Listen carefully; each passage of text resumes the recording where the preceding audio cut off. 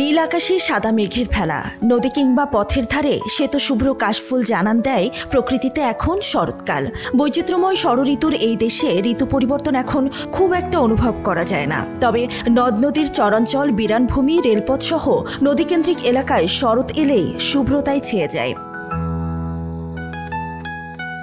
মাদারীপুরের পদ্মা, আড়িয়ালখাঁ নদ নদীর পার, উপশহর, রেলপথের আশেপাশে শরতের কাশফুলে ছেয়ে গেছে। সফেদ শুভ্র এই কাশফুলের সাথে অবসরে বিকেল কাটানো মানুষের ভিড় বাড়ছে। পরিবার, পরিজন, স্বজন ও প্রিয়জনদের নিয়ে বেড়াতে এসে অনেকে মুঠোফোনে ক্যামেরাবন্দি করছেন মুহূর্তগুলো। এই জায়গাটা ভালো লাগে, বাতাস আছে, ছবি তোলার জন্য পারফেক্ট। আবার কাশফুল বন আছে। পরিবার পরিজন নিয়ে এখানে আইছি ঘুরতে, খুব ভালো লাগলো। ঠিক আছে, আমরা ঢাকা থেকে আইছি এই জায়গাতে, পাঁচচরের জায়গাতে সুন্দর কাশফুল আছে, জায়গাটা সুন্দর, ভালো। কারণ অনেকে আসছে এখানে ঘুরতে, সবাই ভালো বলতেছে, এখানে কাশফুল জায়গাটা খুব সুন্দর।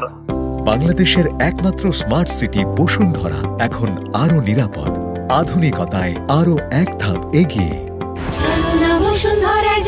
খুব ভালো লাগতেছে, কাশফুলের এত সুন্দর কাশফুল দেখে খুব ভালো লাগতেছে। আমরা মাঝে মাঝে এখানে ঘোরার জন্য আসি, আজকে ফ্যামিলি নিয়ে ঘোরার জন্য আসছি, খুব ভালো লাগতেছে।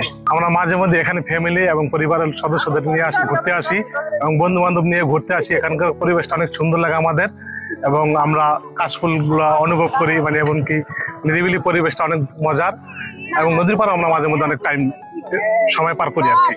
এখন শরৎকাল, এই কালে কাশফুল ফোটে, তো সামনে দুর্গাপুজো, তাই কাশফুল দেখার জন্য এখানে আসা হয়। মাঝে মাঝে এখানে আসি ফটোশুট করার জন্য, নদীর পাড়ে কাশফুল ফোটে, ওখানেও যাওয়া হয়। দিনের ক্লান্ত সূর্য গোধূলিতে নেমে এলে আলো আধারে খেলা করে কাশবনে। মাথার উপর ঝকঝকে নীল আকাশে বাঁকা চাঁদের রেখা ফুটে ওঠে তখন। চারপাশে সাদা ফুলের মেলা মুগ্ধ করে প্রকৃতি প্রেমিক যে কাউকে। আকাশের নীল আর কাশফুলের শুভ্রতা প্রকৃতিতে এনে দেয় এক অনন্য রূপবৈচিত্র্য।